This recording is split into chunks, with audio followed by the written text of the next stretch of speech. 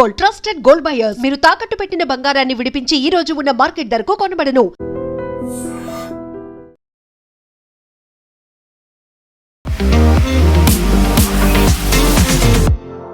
నమస్తే, నేను Kavitha. Welcome to I dream news and నిజాలు. అర్నబ్ గోస్వామి అస్సలే పరిచయం అవసరం లేని ఒక జర్నలిస్ట్.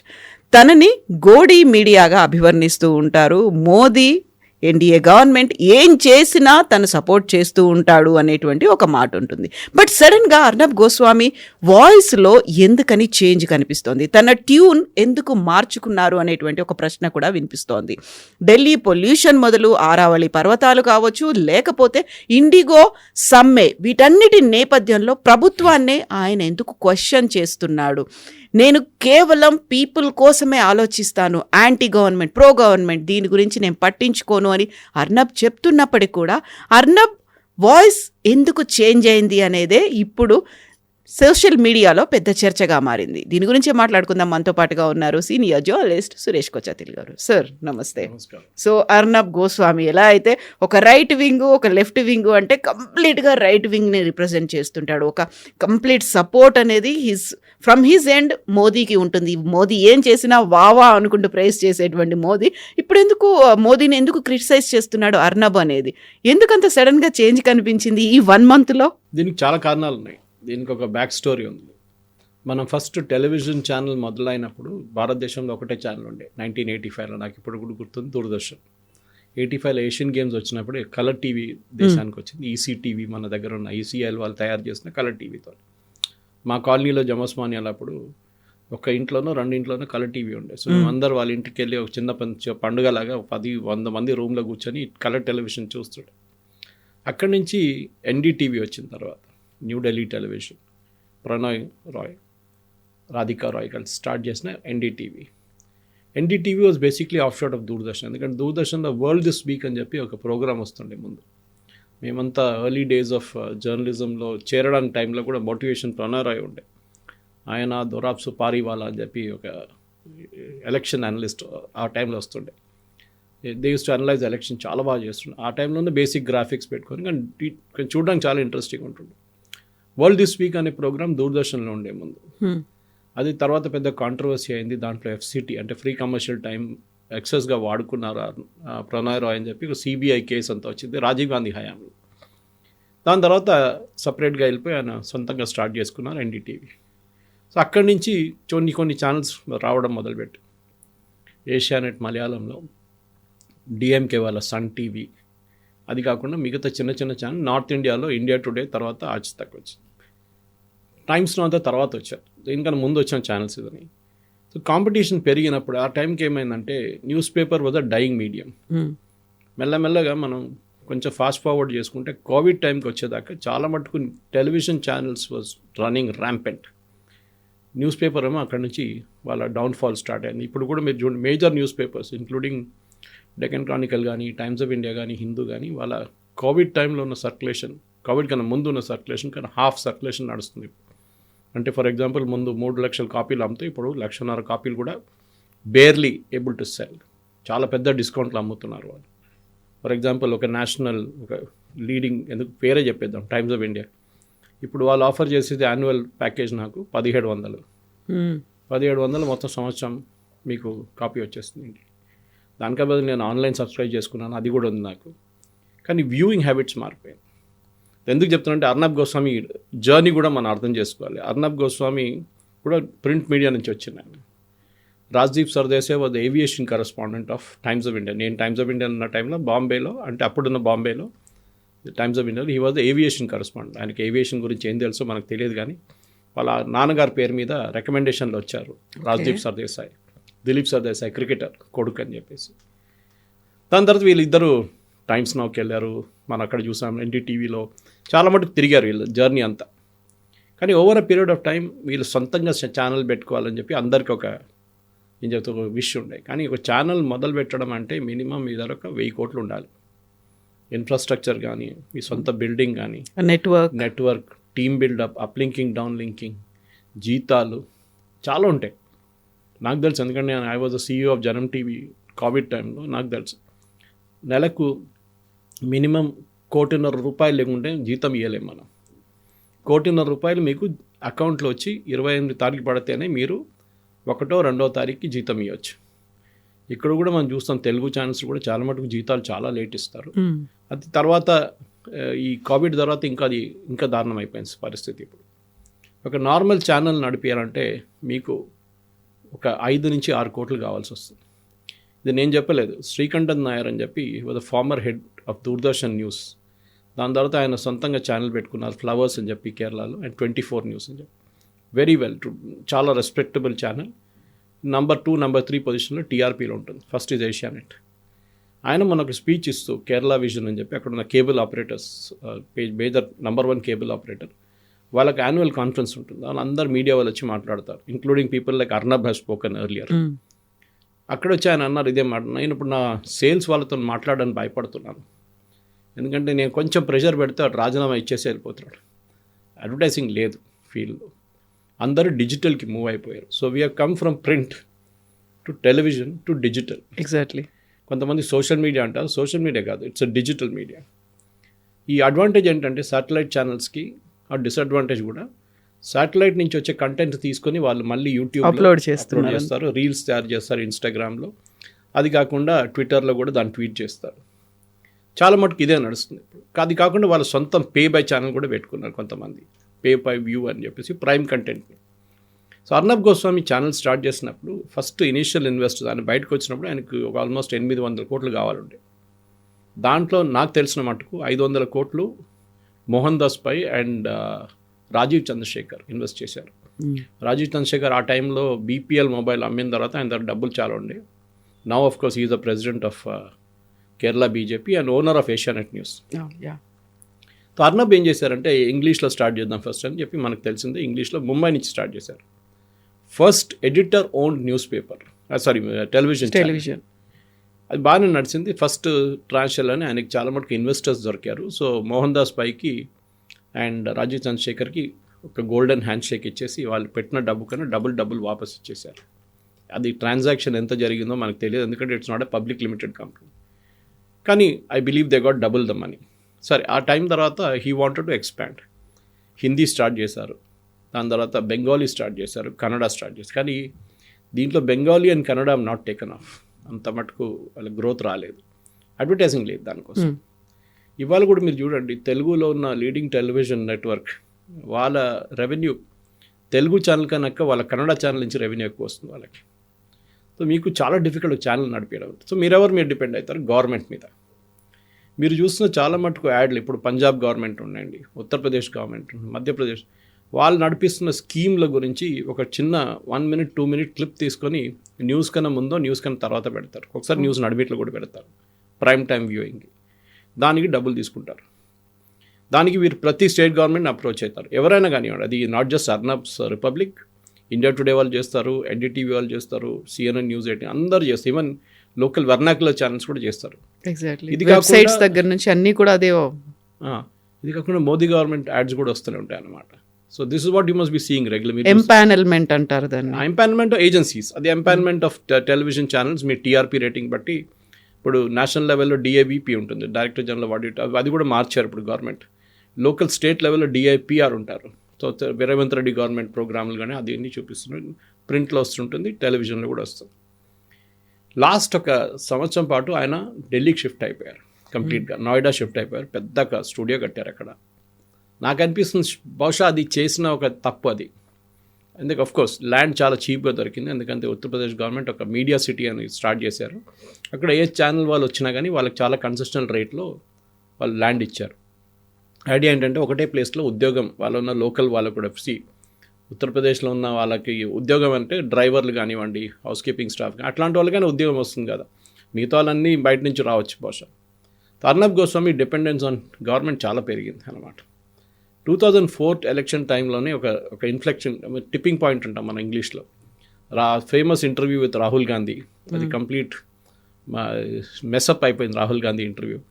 కానీ టీఆర్పీ చాలా మటుకు అర్నబ్ గోస్వామికి వచ్చింది. దాని తర్వాత ఈ హిందుత్వ ఎలిమెంట్ కానీ మిగతా దాన్ని వచ్చినప్పుడు రామ్ జన్మభూమి టెంపుల్ కట్టినప్పుడు కానీ మీ అర్నబ్ని ఒక లెవెల్గా రాత్రిపూట కాగానే 9 o'clock కాగానే Arnab Goswami debate is compulsory. Exactly. ఒక స్టాంప్ లాగా 6 మంది పైన 6 మంది కింద ఉంటారు. వాళ్ళు ఏం మాట్లాడతారో ఎవరికి తెలియదు. నాట్ ఓన్లీ అర్నబ్ గోస్వామి, ఆయన టీంలోంచి 2-3 కూర్చొని ఉంటారు. అలాగే పాకిస్తాన్ నుంచి 2 జనరల్స్ తీసుకొస్తారు, వాళ్ళని విపరీతంగా తిడతారు. మీరు అనుకుంటారు మీకు కనిపించడు నెక్స్ట్ ఒక సంవత్సరం దాకా, నెక్స్ట్ టెలివిజన్లో మళ్ళీ కనిపిస్తాడు పొద్దున. This is the regular feature అన్నమాట. కానీ మీరు అనలైజ్ చేస్తే Arnab is not changed actually. ఆయన తీసుకున్న 3-4 ఇష్యూస్లో ఉన్నాయి మెయిన్ పాయింట్. ఒకటి ఢిల్లీ AQI లెవెల్స్. బహుశా చాలామంది మన వ్యూవర్స్ తెలియదు AQI అంటే ఆఫ్ కోర్స్ మనం ఎయిర్ క్వాలిటీ ఇండెక్స్. కానీ దాని ప్రైమ్ కాజ్ ఏంటంటే ఒకటి ఫాగ్, ఢిల్లీలో ఉన్న ఫాగ్ కానివ్వండి, ఈ వింటర్ సీజన్లో క్లౌడ్ కవర్ కింద ఉంటుంది. పంజాబ్ నుంచి హర్యానా నుంచి స్టబుల్ బర్నింగ్ అంటే అంత సో వరిని కోసేసిన తర్వాత మిగిలిపోయిన దాన్ని తగలబెట్టడం. ట్రైన్లో వస్తున్నప్పుడు చూశాను మన వైపు ఒంగోలు ఆ ఏరియా అంతా కంప్లీట్గా బాపట్ల వైపు వచ్చినప్పుడు మొత్తం అందరూ బండిల్స్గా తయారు చేసి పెట్టుకున్నారు, which is a good thing. That is what should be done. కానీ అక్కడ అది మొత్తం తగలబెట్టేస్తారు వాళ్ళు. కానీ Calcutta AQI is worse than Delhi. కానీ ఎవరు దాని గురించి మాట్లాడలేదు. అందరు ఢిల్లీ మీద పడ్డారు, ఎందుకంటే ఇట్స్ అ క్యాపిటల్ సిటీ. చాలా మటుకు ఫ్లైట్స్ ఇంపాక్ట్ అయిపోతుంది. నిన్న 150 ఫ్లైట్స్ ఇంపాక్ట్ అయింది. Of course nothing do with AQI, నిన్న ఫాగ్ ఉండే ప్రాబ్లం. ఇదంతా నడుస్తూ ఉంటుంది Kavitha garu. So Arnab Goswami AQI level ప్రశ్నింగ్ అర్నబ్ అడుగుతున్నారు, ఎందుకు అడుగుతున్నారు, ఎందుకు ఇట్లాంటి క్వశ్చన్ చేస్తున్నారు. దాని తర్వాత అరావళి వచ్చింది. అరావళిలో మన ప్రేక్షకులు కూడా అర్థం చేసుకోవాలి, చాలామంది మనం కూడా దాని గురించి డిబేట్ చేసాం అరావళి గురించి. అరావళిలో ఇట్స్ నాట్ మౌంటైన్స్. మన దగ్గర వెస్టర్న్ ఘాట్స్లో మీరు 1000 feet, 1000 meters, 2000 meters దాకా మీరు వెళ్తారు. చాలా మటుకు హైట్ ఉంటుంది. మీరు బ్రహ్మగిరి హిల్స్ తీసుకోండి కేరళలో, అది కాకుండా కర్ణాటక వైపు కూడా తీసుకోండి. కేరళలో సదర్న్ కేరళ నుంచి మొదలయ్యే హిల్స్ చాలా హైట్ ఉంటుంది. కానీ అరావళిలో 200-100 మీటర్లే ఉంటుంది. మౌంటైన్ కాదు, అది చిన్న కొండలాగా ఉంటుంది అంతే. సో మైనింగ్ మన దగ్గర కూడా సిటీలో ఎట్లా మొత్తం గ్రానైట్స్ అని కొట్టిపడేసారో, షామీర్పేటలో ఎట్లా చేశారు, ఇక్కడ ఖాజాగూడలో ఎట్లా చేశారు, మొత్తం అట్లా ధ్వంసం చేస్తూనే వెళ్ళిపోయారు. ఇప్పుడు కాదు, 10-15 సంవత్సరాల నుంచి straight from the time Vijayaraj Vasundharaj తర్వాత అశోక్ గెహ్లోట్ వచ్చినప్పుడు కూడా ఈ మైనింగ్ లీజ్ చాలా మటుకు అక్కడ ఉన్న మొత్తం మాఫియా అది. దాన్ని బీజేపీ గవర్నమెంట్ కావాలని చెప్పి దాన్ని క్లోజ్ చేయాలని చెప్పి చేసిన పని ఇది. దాన్ని అర్నబ్ గోస్వామిని వాడుకున్నారు. Arnab Goswami is not questioning BJP government. ఎందుకంటే ఈ జడ్జ్మెంట్ వచ్చింది సుప్రీంకోర్టు దగ్గర నుంచి. అండ్ దట్ డేట్ సార్ నేను చెప్పాను, బహుశా ఇది జడ్జ్మెంట్ కాదు, it is only an initial order. Final judgment stay చేయొచ్చు వాళ్ళే అంటే నెక్స్ట్ డే ఇప్పుడు స్టే చేశారు నిన్న తీసుకొచ్చి. లాంగ్ స్టోరీ షార్ట్ అంటే అర్నబ్ గోస్వామి అరావళిని క్వశ్చన్ చేశారు, అర్నబ్ గోస్వామి AQIని క్వశ్చన్ చేశారు. అర్నబ్ గోస్వామి చాలా మటుకు మిగతా ఇష్యూస్ని బీజేపీ గవర్నమెంట్ని క్వశ్చన్ చేస్తున్నారు, ఎందుకు చేస్తున్నారని. అందులోనూ మెయిన్గా ఇండిగో ఇష్యూకి సంబంధించి why government is not doing anything అనేది, వాట్ మోడీ ఈజ్ డూయింగ్ అనేది ఒక question mark. Nation wants to know అన్నట్టుగా మోదీ ఎందుకేం చేయట్లేదు. దాన్ని ఆయన టార్గెట్ చేసింది రామ్మోహన్ నాయుడు గారిని, నాట్ ఎగ్జాక్ట్లీ మోదీ. DGCA మీద పడ్డారు కానీ DGCA correct. Even I was criticising DGCA. DGCA miserably failed. ఇప్పుడు కాదు, ఎప్పటి నుంచో DGCA is a government organisation. ఎప్పుడు ఒక గవర్నమెంట్ ఆర్గనైజేషన్ ఇండిపెండెంట్గా ఉండదు. మనకు రైల్వే యాక్సిడెంట్ జరిగినప్పుడు కవిత గారు ఎంక్వైరీ చేస్తుంది రైల్వే సేఫ్టీ కమిషనర్ అని ఒక పోస్ట్ ఉంటుంది. ఏదైనా ఒక డీరైల్మెంట్ జరిగి ఒక 20 మంది చనిపోయినా 10 మంది చనిపోయినా, ఏ డీరైల్మెంట్ జరిగినా కానీ, ఏ యాక్సిడెంట్ జరిగినా కానీ రైల్వే సేఫ్టీ కమిషనర్ ఇన్వెస్టిగేట్ చేస్తారు. Railway safety commissioner doesn't work under rail ministry, civil aviation ministry కింద పనిచేస్తారు వాళ్ళు. ఎందుకంటే రైల్వే మినిస్ట్రీ ఇన్ఫ్లుయెన్స్ చేయకూడదు అని చెప్పి సివిల్ ఏవియేషన్ మినిస్ట్రీ కింద పెట్టారు వాళ్ళని. ఆలోచించండి, సివిల్ ఏవియేషన్ మినిస్ట్రీతో ఏ సంబంధం లేని ఒక డిపార్ట్మెంటు వాళ్ళ అండర్లో పనిచేస్తుంది. ఎందుకంటే లేకుంటే రైల్వే మినిస్టర్ ఉంటే ఆయన ఆర్డర్ ఇస్తే ఈ రిపోర్ట్ ఇట్లా రాయమంటే అట్లా రాస్తారు వాళ్ళు. అదే టైంలో DGCAని వాళ్ళ డిపార్ట్మెంటే ఇండిపెండెంట్గా సపరేట్ పెట్టాల్సి ఉండే. ఫర్ ఎగ్జాంపుల్ TRAకి అసలు గవర్నమెంట్తో ఏం పని లేదు, they are independently work. IRDA insurance regulator వాళ్ళు కొంచెం ఫైనాన్స్ మినిస్ట్రీ మాట వింటారు కానీ 90% వాళ్ళు ఇండిపెండెంట్గా ఉంటారు. కానీ DGCA is totally a corrupt government department. లంచాల మీద నడుస్తుండే. కానీ ఇప్పుడు కొంచెం లాస్ట్ 15 సంవత్సరాల నుంచి మన్మోహన్ సింగ్ గవర్నమెంట్ లాస్ట్ 3 సంవత్సరాలు, మోదీ గవర్నమెంట్ ఇప్పుడున్న 11 సంవత్సరాలు కొంచెం వాళ్ళ కరప్షన్ చాలా మటుకు తగ్గింది. ట్రాన్స్ఫర్ చాలామంది చేశారు, suspend, dismiss. There one department where you can dismiss people. మన గవర్నమెంట్ డిపార్ట్మెంట్ లాగా కాదు, వాళ్ళని మీరు ఇమీడియట్గా టర్మినేట్ చేయవచ్చు. ఇలాంటి పరిస్థితుల్లో డెఫినెట్గా అర్నబ్ గోస్వామి రామ్మోహన్ నాయుడు గారి మీద పడ్డారు. మనకు TRP రావాలంటే ఏం చేస్తారు, 2-3 వేస్ ఉంటాయి. ఒకటి సెన్సేషన్ క్రియేట్ చేయడం, లేనిపోయిన సెన్సేషన్ క్రియేట్ చేయడం. ఇంకోటి ఉన్న సెన్సేషన్ని మళ్ళీ అప్గ్రేడ్ చేయడం, దాన్ని ఇంకొక లెవెల్ హైలైట్ చేయడం. మూడోదేమో నేనే మొత్తం సొసైటీని రెస్క్యూ చేస్తున్నాను, ఇంకెవరు లేరు చూడండి. I'm the saviour. ఇక్కడ ఈ దేశంలో ప్రధానమంత్రి లేరు, ఈ దేశంలో ఏవియేషన్ మినిస్టర్ లేరు, నేనే ఉన్నాను మీకోసం అని చెప్పి. సో అందరూ అర్నబ్ గోస్వామిని చూస్తారు. This is the basic thing. The disadvantage ఏంటంటే మిగతా 2 ఛానల్స్, ఒకటి అంబానీ, ఒకటి అదానీ. మనకు తెలిసిందే, Adani is NDTV and Ambani is CNN News 18. వీళ్ళది ప్రాబ్లం ఎక్కడ వచ్చిందని అర్నబ్ గోస్వామికి డౌట్ ఏమొస్తుందంటే, నాకన్నా గోడి మీడియా వీళ్ళు అయిపోయారా అని డౌట్ వస్తుంది ఆయనకి. కాంపిటీషన్ వచ్చారని. కాంపిటీషన్, ముందు కాంపిటీషన్ లేకుండా, ఎందుకంటే NDTV was anti Modi, suddenly కనుక్కున్నారు Adani, then it became a different thing. అక్కడేమో CNN News 18, అది ఇంకో రూట్లో వెళ్ళిపోయింది అది. సో ఇట్లాంటి పరిస్థితుల్లో నేను ఉన్నానా, నాకు కూడా కాంపిటీషన్ వచ్చారని చెప్పి డౌట్ వస్తుంది ఆయనకు అనమాట. మూడోది నేను చెప్పాను, రెండవ మాట, దట్ స్టేట్ గవర్నమెంట్ అడ్వర్టైజింగ్ కూడా చాలా మటుకు తగ్గింది. నాకు తెలిసిన మటుకు ఈవెన్ ఆంధ్రప్రదేశ్ గవర్నమెంట్ కూడా వీళ్ళు అప్రోచ్ అయ్యారు అడ్వర్టైజ్మెంట్ కోసం. అది ఏమైందో తెలియదు కానీ 6 నెలల ముందు they were negotiating for good amount of advertising. Chandrababu Naidu garu రాగానే, కానీ అది ఏదో ఐ థింక్ పట్టదా, అదర్ ఫండ్స్ లేదో ఏం లేదు కానీ అది పక్కన వెళ్ళిపోయింది అది. సో ఈ కోపం కూడా బహుశా ఉండొచ్చు, ఎందుకంటే ఒక ఛానల్ నడిపించడం అంటే ఇట్స్ హై బ్లడ్ ప్రెషర్.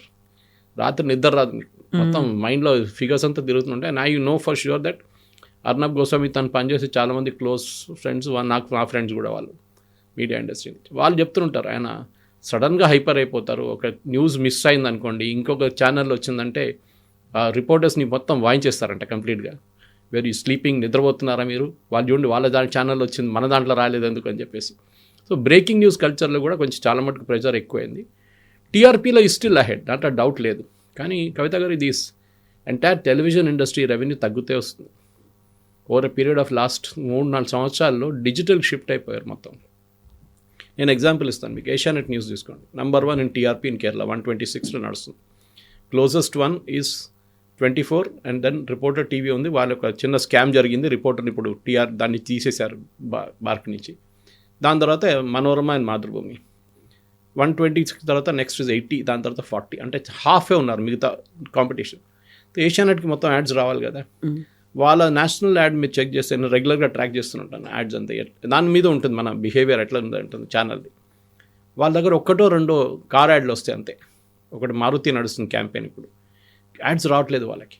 ఇక్కడ కూడా అంతే, తెలుగు న్యూస్ ఛానల్స్కి ఎక్కడ యాడ్స్ లేవు నేషనల్ లెవెల్, అంతా లోకల్ సారీ యాడ్లు, జ్యువెలరీ షాప్ ఇట్లా నడుస్తున్నారు. అది ద ప్రాబ్లమ్ ఈజ్ సర్వైవల్. ఇప్పుడు మీకు ఒక 100 మంది, 150 మంది, లేకుంటే 200 మంది ఉన్న ఛానల్ని నెలకు మీకు మినిమం 3 నుంచి 4 నుంచి 5 కోట్లు కావాలి మీ అకౌంట్లో. మీకు అడ్వర్టైజింగ్ మీరు ఉల్టా సర్కస్ చేస్తే కూడా మీకు 1 కోటి, 1.5 కోటి కన్నా ఎక్కువ అడ్వర్టైజింగ్ రాదు మీకు, unless you are a spread out channel. అంటే మీకు హిందీ, తెలుగు, కన్నడ, బెంగాలీ అట్లాంటి 10 లాంగ్వేజెస్ ఉంటే మీకు యాక్సెస్ ఉంటుంది ఈజీగా. అది లేదు చాలా మటుకు ఛానల్స్కి. సౌత్లో 1-2 ఉంటుంది, ఒక బెంగాలీ ఉంటుంది, ఒక మరాఠీ ఉంటుంది. సో అడ్వర్టైజింగ్ తగ్గి ఇప్పుడు డిజిటల్కి వెళ్ళిపోతుంది. ఈ ఛానల్స్ కూడా డిజిటల్కి వెళ్తున్నారు. ఇవి అర్నబ్ గోస్వామి చూడండి, ఇవాళ అరావళి గురించి కానీ, ఈవెన్ బెంగాల్ ఎలక్షన్ గురించి ఒక వీడియో చేశారు. నేను వస్తూ అదే చూస్తూ వస్తున్నాను, ఐ వాజ్ వాచింగ్ ఇట్. అది ఎందుకు అంటే హియర్స్ రెవెన్యూ అక్కడ ఉందని అర్థమైపోయింది అందరు. సో అర్నబ్ గోస్వామి షిఫ్ట్ మనం it nothing to with Godi media or Modi or anything. ఒకటి మాట మనం గుర్తుపెట్టుకోవాలి, if you want to see Doordarshan, government అందరికన్నా పెద్ద గోడి మీడియా వాళ్ళే ఉండాలి కదా, but they are not taking that voice. అసలు వాళ్ళకి అసలు లేదు, కన్సిడర్ చెయ్యరు దాన్ని. They are not even taken as one of the top 10లో కూడా వాళ్ళు కనిపించారు మీకు. అంటే టీఆర్పీ వాళ్ళకి అక్కర్లేదు, దే ఆర్ గవర్నమెంట్ ఛానల్, వాళ్ళ గవర్నమెంట్ ఫండ్స్ ఉంటుంది, ప్రసార్ భారతి ఫండ్స్తో నడుస్తుంది వాళ్ళది. సేమ్ టైం మన అర్నబ్ గోస్వామి ఇలాంటి వాళ్ళకి ప్రతి నెల 10 కోట్లు, 20 కోట్లు, 300 కోట్లు, నెలకు సంవత్సరానికి 200 కోట్లు అని మీకు కావాల్సి వస్తుంది. Or at least 100 crores minimum break even కూడా, అది కూడా రావట్లేదు ఇప్పుడు. సో నెలకి మీకు 5 కోట్లు, 6 కోట్లు రాకపోతే, 10 కోట్లు రాకపోతే you cannot run the channel. ఆ పరిస్థితికి వచ్చేసారు అందరు. ఆ ఫ్రస్ట్రేషన్ పాసిబ్లీ ఇప్పుడు చూపిస్తున్నారు ఆయన. ఓకే, ఆ ఫ్రస్ట్రేషన్ ఉంటుంది. కానీ ఆయన పరిస్థితి నేను అర్థం చేసుకుంటాను, ఎందుకంటే I was in the same position. Of course not a big channel like Republic and ఒక జనం టీవీ లాంటి ఒక చిన్న Malayalam channel. In spite of central government support మాకు అంత అడ్వర్టైజింగ్ రాకపోతుండే. ఎలక్షన్ టైంలో అందరికి వస్తుంది డబ్బులు. ఎలక్షన్ టైంలో ప్రతి పార్టీ కోట్లు ఇస్తారు ఛానల్ కోసం, లైవ్ కవరేజ్ కానివ్వండి, రోడ్ షోలు కవర్ చేయడానికి కానీ, ఏదైనా కానివ్వండి. నాకు తెలుసు ఇక్కడున్న తెలుగు ఛానల్ కూడా డబ్బులు తీసుకుంటారు దానికి. కానీ the problem is very simple. న్యూస్లో వచ్చేటప్పుడు మీరు ఫస్ట్ ఉన్నప్పుడు మీరు ఒక్కటే ప్రో ఎస్టాబ్లిష్మెంట్ ఉంటే, సడన్గా 3 ప్రో ఎస్టాబ్లిష్మెంట్ ఇంకా 2 వాయిసెస్ వచ్చేస్తాయి. అది కూడా ఇంటర్నల్ కాంపిటీషన్ అయిపోయింది. Jindal I mean you look at news nation suppose to be pro Congress, వాళ్ళు కూడా ఇప్పుడు యాంటీ కాంగ్రెస్ అయిపోయారు. ఇప్పుడు యాంటీ కాంగ్రెస్గా ఉన్న ఏ ఛానల్ ఉన్నారు? ఒకటో రెండు ఉండొచ్చు అంతే. మిగతా అందరూ ప్రో కాంగ్రెస్ ప్రో మోదీ అయిపోయారు. ఎవరు ఇప్పుడు ఐ మీన్ రాహుల్ గాంధీని ఎవరు ఇంటర్వ్యూ చేశారు చెప్పండి? ఎన్డీటీవీ చేశారా? CNN News 18 చేశారా? రిపబ్లిక్ చేశారా? ఇండియా టుడే, ఈవెన్ రిపబ్లిక్ చాలా మటుకు ముందుకు వెళ్ళిపోయింది వీళ్ళకన్నా. కానీ viewership alone will not get you advertising. Exactly, అదొకటి మనం నేర్చుకోవాలన్నమాట. ఆస్క్ మీ ఎనీథింగ్ అనేటువంటి వెరీ రీసెంట్ సెషన్లో దీని గురించి అర్నబ్ గోస్వామి రెస్పాండ్ అయ్యారు. బీయింగ్ ఒక మిడిల్ క్లాస్ ఫ్యామిలీ నుంచి వచ్చిన తర్వాత నో వన్ మనకి జర్నలిజం ఫీల్డ్లో ఎవరూ లేరు. అలాంటి స్టేజ్ నుంచి ఒక ఎడిటర్ కావడం, owning A channel not easy అనేటువంటి ఒక మాట చెప్తూనే యాంటీయా ప్రో అనేది కాదు ఆలోచించాల్సింది, good or right are wrong అనేది చూడాలి. At the same time I'm 1000% for people only అనేటువంటి మాట. సో జర్నలిజం గురించి మాట్లాడారు, చాలా చెప్పారు. ఆస్క్ మీ ఎనీథింగ్లో క్వశ్చన్స్ అడిగితే ప్రతిదీ బయటకు వచ్చింది. బట్ అందులో చాలా క్లియర్ అని ఉంది. యాడ్ రెవెన్యూ కోసం నేను వర్క్ చేయట్లేదు, గవర్నమెంట్స్ కోసం నేను వర్క్ చేయలేదు, పబ్లిక్ కోసమే వర్క్ చేస్తున్నాను. ఇవన్నీ కూడా ఇప్పుడు ఎందుకు చెప్పుకోవాల్సి ఉంది? ఈ ఆస్క్ మీ ఎనీథింగ్ అనేది గతంలో ఎప్పుడూ కనిపించలేదు. ఈ 1 month నుంచి ఒక చేంజ్ వచ్చిన తర్వాత ఇలా పెట్టేసి ఇప్పుడు మళ్ళీ ఇంటరాక్షన్స్ అనేవి ఒక సఫాయి ఇచ్చుకోవడం అంటారు కదా, నేను చాలా క్లారిటీతో ఉన్నాను. అలాంటి పరిస్థితుల్లో ఆయనంతటా ఆయన తెచ్చుకున్నాడో చుట్టూ ఉన్నటువంటి సర్కమ్స్టాన్సెస్ మేడ్ దట్ చేంజా? మీరు India Today CNN News 18 NDTV వీళ్ళ యాంకర్లు అర్నబ్ గోస్వామి లాగా అంత పాపులర్గా ఉన్నారా? లేరు కదా. You can possibly think of Rajdeep Sardesai in India today. కానీ ఆయనకి ఆల్మోస్ట్ యాంటీ ఎస్టాబ్లిష్మెంట్, ఎవరు ఆయన ప్రో ఎస్టాబ్లిష్మెంట్ వాళ్ళు చూడరు. Is considered pro anti Modi. అదే టైంలో ఆనంద్ నరసింహన్ లాంటి వాళ్ళు ఉన్నారు. మిగతా ఛానల్స్లో టైమ్స్ నౌకి వస్తే శ్రీనివాసన్ ఉన్నారు, రవీష్ కుమార్ ఒకప్పుడు ఉండేది, అదే, and there is Navika Kumar, వీళ్ళందరూ ఉన్నారు. టైమ్స్ నో అడ్వాంటేజ్ ఏంటంటే it is bank rolled by times of India. వాళ్ళు ఎంత లాస్లో వెళ్ళినా కానీ టైమ్స్ ఆఫ్ ఇండియా చూసుకుంటారు. వాళ్ళ బేసిక్ బ్రెడ్ అండ్ బటర్ అక్కడి నుంచి వస్తుంది అనమాట. అది కాకుండా వాళ్ళు క్రాస్ సెల్లింగ్ చేస్తారు, అంటే అక్రాస్ ద బోర్డ్ సెల్లింగ్ చేస్తారు. వాళ్ళు ఒక క్లయింట్ దగ్గర వెళ్ళినప్పుడు అడ్వర్టైజింగ్ కోసం మీకు ఏం కావాలని అడుగుతాను. నేను అక్కడ ఉన్నాను, నేను 15 సంవత్సరాలు పనిచేశాను times of India, so I know how they work. వాళ్ళు ఏమంటారు, క్లయింట్ దగ్గర వెళ్ళి మీ దగ్గర 100 రూపాయలు అడ్వర్టైజింగ్ ఉంటే వాళ్ళు ఏమంటారు, మొత్తం 100 రూపాయలు మాకు ఇచ్చేసేయండి అంటారు. క్లయింట్ ప్యానిక్ అవుతారు, మిగతా ఛానల్ వాళ్ళు కూడా ఇవ్వాలి కదా అని చెప్పి ఈ విల్ ట్రై అండ్ నెగోషియేట్. కానీ టైమ్స్ ఏం చెప్తారు, మాది టెలివిజన్ ఉంది, టైమ్స్నా ఉంది, ఈటీనా ఉంది, మిర్రర్నా ఉంది, చాలా ఉన్నాయి. దాని తర్వాత మీకు ఏం కావాలి, ఓకే మీకు రేడియో కావాలన్నా మా దగ్గర రేడియో మిర్చి ఉంది, ఓకే మీకు ఏం కావాలి, నెక్స్ట్ ఇంటర్నెట్ కావాలన్నా మా దగ్గర టైమ్స్ ఇంటర్నెట్ ఉంది, మీకు బిజినెస్ న్యూస్ పేపర్ కావాలన్నా మా దగ్గర ఎకనామిక్ టైమ్స్ ఉంది. ఎంటైర్ బొకే ఆఫ్ ఛానల్ని మిమ్మల్ని క్వశ్చన్ చేసుకుంటారు. అర్నబ్కి క్వశ్చన్ లేదు. అక్కడ వచ్చిన ప్రాబ్లం అనమాట. Year stand alone channel. ఈ స్టాండ్ అలోన్ ఛానల్ అనేది చాలా పెద్ద రిస్క్. ఎందుకంటే అది కొలాప్స్ అయింది అనుకోండి, ఏ రోజు రెవెన్యూ తగ్గిందో, ఏ రోజు జీతాలు 5 రోజులు లేట్గా వెళ్ళిందో మొత్తం ఇండస్ట్రీ మొత్తం తిరుగుతుంది ఒక rumour. So Arnab Goswami is now trying to protect. ఎందుకంటే చూడండి, నేను మాట్లాడుతున్న అర్నబ్ గోస్వామి గురించి ఇవాళ, that itself shows that he's been able to generate ఆ ఇంట్రెస్ట్ అన్నమాట. ఎగ్జాక్ట్లీ. ఆయన రూట్ మార్చేశారు, ఆయన టోన్ మార్చేశారని మనం డిబేట్ చేస్తున్నాం దాని గురించి. కానీ మిగతా ఏ ఛానల్ గురించి అది మాట్లాడలేదే మనం. మిగతా ఎంతోమంది యాంకర్లు ఉన్నారు, వాళ్ళ గురించి మాట్లాడు. Because he's created that attention అనమాట. ఈవెన్ ఆయన్ని తిట్టుకున్నప్పటికీ, గెస్ట్లని get out of my channel అన్నప్పటికీ, ఇన్ని చెప్పినప్పటికి కూడా దే స్టిల్ కమ్. ఒక 10 మంది 12 మందిని పెట్టుకొని కూర్చొని వి నెవర్ థాట్ ఆఫ్ అంతమందితో కూర్చొని చేస్తారా అనేది ఆలోచన లేదు మనకు అసలు. నేను కూడా అక్కడ అర్నబ్ గోస్వామి షోలో ఎక్కువసార్లు వెళ్ళలేదు, కానీ నన్ను చాలా తక్కువ ఇన్వైట్ చేస్తారు. ఇన్వైట్ చేసినప్పుడు నేను చూసాను, మనకు దొరికేదేమో 2.5 నిమిషాలు 3 నిమిషాలు అంతా కూర్చొని ఉంటారు. అలాగే అందరు కూర్చొని ఉంటారు. దాని many friends of mine, Anand Ranganathan ఉన్నారు, దాని తర్వాత మన కర్ణాటక నుంచి ఆయన ఉన్నారు, చాలామంది ఉన్నారు, JDS స్పోక్స్ పర్సన్. వీళ్ళందరూ వచ్చి ఇదే మాట్లాడతారు. They all kind of speak over each other అన్నమాట. అక్కడ ఏంటంటే గ్లాడియేటర్, మన పాత రోమన్ కొలిజియంలో ఇద్దరు కొట్టుకుంటారు, ఎదురుగా ఉండి చూడాలి అంతే. చూడడానికి 20,000 30,000 మంది వస్తారు. అవును, ఆడు కొట్టడం బంద్ చేసిన అనుకోండి, లేదు మళ్ళీ కొట్టండి అని చెప్పి మళ్ళీ చీరప్ చేస్తూ. So that television he's become like that. మీరు 9 to 10 లేకుంటే 8 to 9 9 to 10 చూసే డిబేట్స్ మొత్తం అసలు ఏం మాట్లాడుతున్నారో. ఇంట్లో ఉన్న కొంతమంది అంటారు, మా ఇంట్లో అయితే ఆఫ్ చేసేయమంటారు టీవీ, ఆ టైంలో వద్దు, ఇట్లాంటి సౌండ్ మాకు వద్దంటారు. అట్లాంటి పరిస్థితిలో ఉన్నాం మనం ఇప్పుడు. సో టుడే మీలాంటి వాళ్ళు నాలాంటి వాళ్ళు బికమ్ వెరీ చూజీ ఏం చూస్తున్నాం అనేది. కొంతమందికి మ్యూజిక్ ఉంటుంది, కొంతమందికి న్యూస్ ఉంటుంది, కొంతమందికి స్పోర్ట్స్ ఉంటుంది, కొంతమందికి బిజినెస్ ఉంటుంది, వాళ్ళ చాయిస్ ఉంటుంది. మీరు ఒక మెట్రో ట్రైన్లో ఎక్కండి, ఇవాళ హైదరాబాద్లో 98% మంది మొబైల్ ఫోన్ చూస్తూనే ఉంటారు. 98% they hooked on to the mobile. వాళ్ళు ఏదో రీల్ చూస్తున్నారు, ఏదో వీడియో చూస్తున్నారు, ఏదో ఈవెన్ సీరియల్స్ కూడా చూస్తూ. This is what it is. So television viewing అనేది వెళ్ళిపోయింది. ఇప్పుడు టెలివిజన్ లేదు. ఫస్ట్ న్యూస్ పేపర్, నేను చెప్పాను starting, first news paper diet, దాని తర్వాత magazines diet. India today, business today, business world అని మ్యాగజైన్ అని టేబుల్ మీద ఉంటుంది. ముందు ఏ బిజినెస్ ఎస్టాబ్లిష్మెంట్కి వెళ్ళినా, కార్పొరేట్కి వెళ్ళినా, ఇప్పుడు ఎక్కడి కూడా కనిపించట్లేదు. All out to the market. దాని తర్వాత నెక్స్ట్ టెలివిజన్, శాటిలైట్ టెలివిజన్ పోయింది. దాని తర్వాత ఇప్పుడు సోషల్ మీడియా అండ్ డిజిటల్ నడుస్తుంది. ఇప్పుడు ఇది ఎన్ని రోజులు ఉంటుందో అది కూడా చెప్పలేము. దీని తర్వాత మళ్ళీ ఇంకో చేంజ్ వస్తుందో అది చూడాల్సింది. ఎందుకంటే చాలా మటుకు టుడేస్ యంగ్స్టర్స్ 18 నుంచి ఒక 24, 28, 30 దాకా ఉన్న వాళ్ళకి, యంగ్స్టర్ని డిఫైన్ చేద్దాం వాళ్ళని, వాళ్ళు చూసేది న్యూస్ కాదు, వాళ్ళు చూసింది Instagram. They are in Instagram generation. వాళ్ళకి ఉన్నది 30 సెకండ్లు. ఆ 30 సెకండ్లు మీరు మెసేజ్ చెప్పాల్సి, రీల్స్ రూపంలో, షార్ట్స్లో కథ. ఫుల్ రీల్ ఆప్షన్ ఉంటుంది పైన, కానీ మీరు ఆ హుక్ అంటాం మనం అడ్వర్టైజింగ్ లాంగ్వేజ్లో. ఆ హుక్ న్యూస్లో కూడా అదే అంటాం. ఫస్ట్ 5-10 సెకండ్లో మీరు అటెన్షన్ గ్రాప్ చేయగలిగితే దానికోసం మోస్ట్ ఆఫ్ ద ఇప్పుడు ఇట్లాంటి షోస్ కూడా 30 మినిట్స్లో ఫస్ట్ ఒక 1.5 minute is only about highlights of that, what is to follow. అప్పుడే వాళ్ళు డిసైడ్ చేస్తారు మేము చూడాలన్నా వద్దని చెప్పి. అర్నబ్స్ ప్రాబ్లం ఎక్కడ వచ్చిందంటే, ఒకటి ఆయన సింగిల్ మ్యాన్ షో, ఆయన తర్వాత ఎవరంటే అభిషేక్ వాళ్ళందరూ ఉన్నారు, కానీ ఎవరు అంత టీఆర్పీ జనరేట్ చేయలేరు. అర్నబ్ ఉంటేనే టీఆర్పీ ఉన్నాడు. అండ్ యాజ్ ఈ సెడ్ కరెక్ట్, ఆయన గాడ్ ఫాదర్ లేకుండా నాకు తెలుసు, బికాస్ అన్లేక్ రాజ్దీప్ వాళ్ళ నాన్నగారు రికమెండేషన్ ఉండే, but Arnab's father was an army, I think with the colonel, Assam నుంచి, ఈస్ ఫ్రమ్ అస్సాం. సో ఆయనకు గాడ్ ఫాదర్ అనేది లేకుండా ఇండస్ట్రీలో గాడ్ ఫాదర్ లేకుండా మీరు ఎక్కలేరు. That's very very clear. I mean you look at Pranay Roy also, అందరూ వాళ్ళ గ్రాండ్ ఒక రికమెండేషన్తో వచ్చారు వాళ్ళందరూ.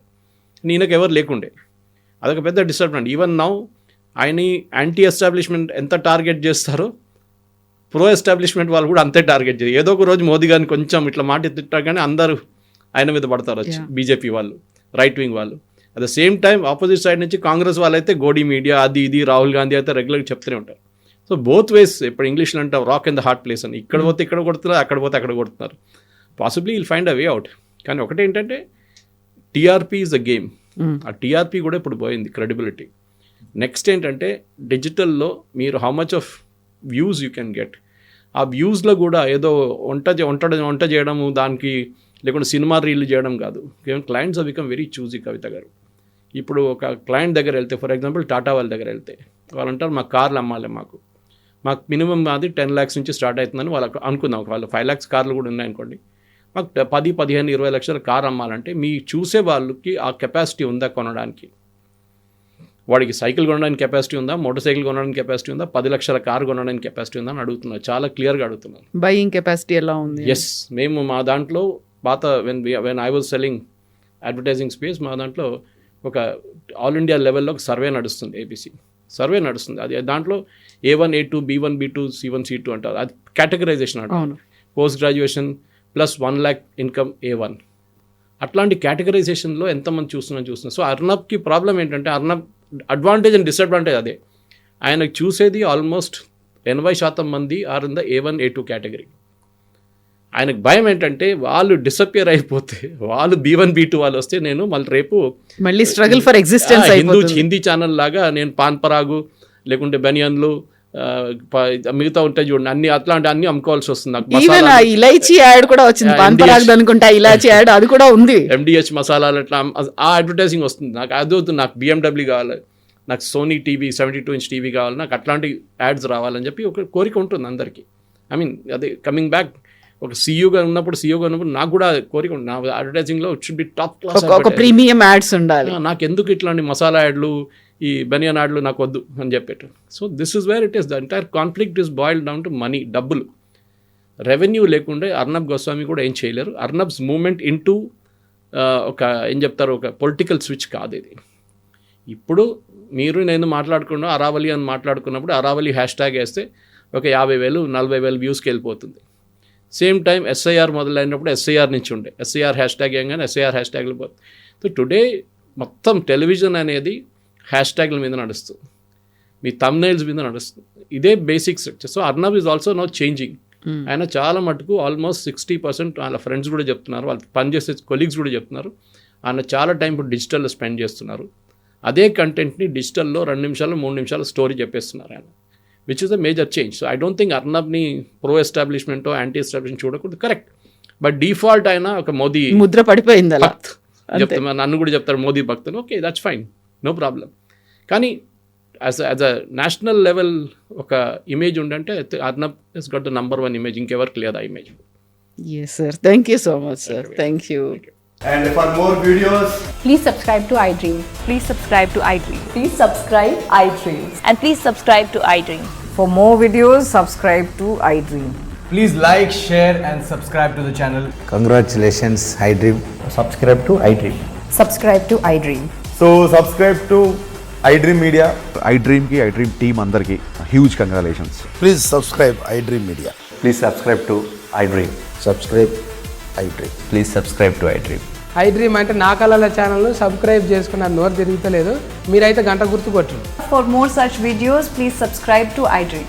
Subscribe to iDream. Please subscribe to iDream. Please subscribe iDream Media. Please do subscribe to iDream. Please subscribe to iDream Media. For best entertainment and information, please subscribe iDream. And don't forget to subscribe to iDream.